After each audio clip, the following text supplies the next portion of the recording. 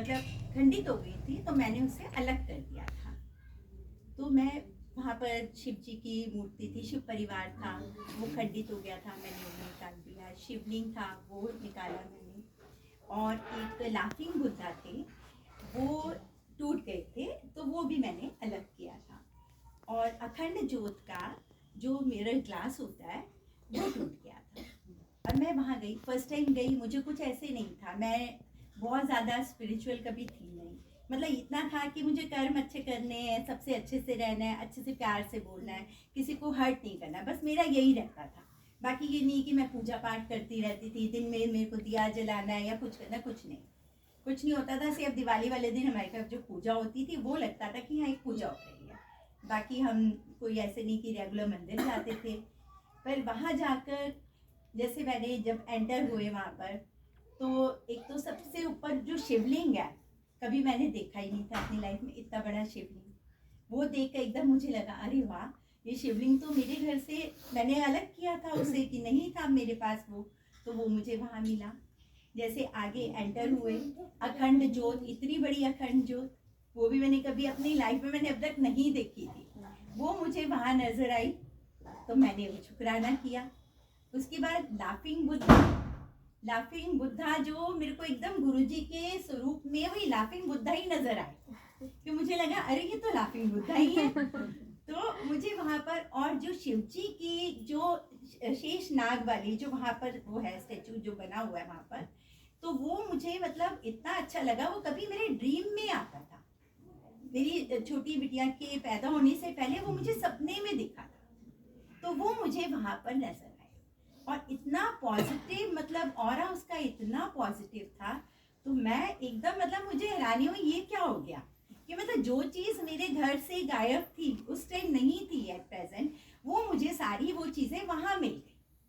जो मैंने कभी किसी गुरु पर विश्वास नहीं किया, कभी ऐसे नहीं मैं कहीं गई। हाँ, मेरे हस्बैंड जरूर जाते थे, इनका बहुत स्पिरिचुअल माइंड था, बहुत जगह गुरु के गए, नामदान भी लिया, लेकिन यहाँ शायद मैं अपने आप हुई, तो मुझे बहुत अच्छा लगा। जय गुरु जी, शुक्राना गुरु जी। उसके बाद मुझे नहीं मालूम था क्या होता है, मेरे पैर में बहुत दर्द होता था। वो मेरा फर्स्ट डे था जब मैं वहाँ गई, पैर में इतना दर्द होता था कि मैं सुबह उठती थी तो मुझे पैर कई बार स्ट्रेच करना पड़ता था, और नंगे पैर तो मैं बिल्कुल चढ़ नहीं सकती थी। तो उस दिन के बाद जब हम लोग घर गए, अगले दिन मैं मॉर्निंग में उठी, तो मैंने पैर को स्ट्रेच किया, तो कुछ नहीं फील हुआ, आराम से मैं खड़ी भी हो गई। फिर 2 दिन हो गए, 3 दिन हो गए, मुझे लगा कुछ हुआ होगा ऐसे। फिर मैंने एक सत्संग सुना यूट्यूब पर कि ऐसे, मतलब उनके साथ भी बिल्कुल ऐसा ही हुआ। तो उस दिन के बाद, उस दिन से आज तक वो दिन है कि मेरे पैर में कभी दर्द नहीं। तो जय गुरु जी, शुक्राना गुरु। ऐसे बहुत सारे इंसिडेंट हैं, बहुत सारे शुक्राना, मतलब हर पल शुक्राना ही शुक्राना है गुरु जी। थंब का मेरा ट्रिगर थंब हुआ, ट्रिगर थंब में मतलब ऐसे करो पेन होती थी, सीधा नहीं होता था थंब। ट्रीटमेंट चली, मेडिसिन ली, स्टेरॉइड्स भी लगाई डॉक्टर ने, और मैंने गूगल पे सर्च भी किया, हम नेचर होता है ना, हम देखे भी सही चल रहा है कि नहीं चल रहा, गूगल पे सर्च किया। उसका लास्ट जो था वो ऑपरेशन ही था। गुरुजी, वो डॉक्टर ने कहा कि अब तो ऑपरेशन करना पड़ेगा दोनों थंब का।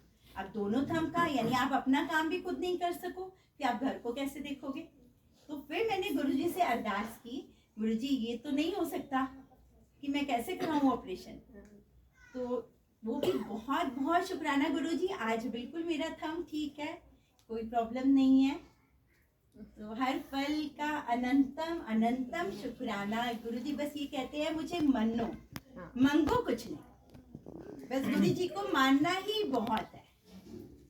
तो उनको मनो और देखो क्या चमत्कार होते हैं।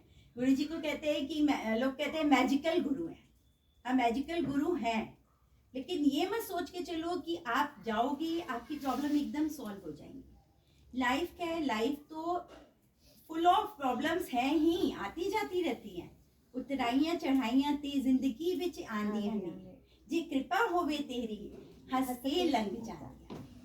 बस यही है अरदास, गुरुजी हमेशा हमारे अंग संग रहे और हम सबको इसी तरह से ब्लेस करते रहे। आयु इस संगत को ब्लेस करें गुरुजी, और संगत के आने से ही सत्संग होता है। तो आई हुई संगत का बहुत बहुत शुक्राना और बहुत अच्छा सत्संग हुआ। जय गुरु जी। जय गुरु।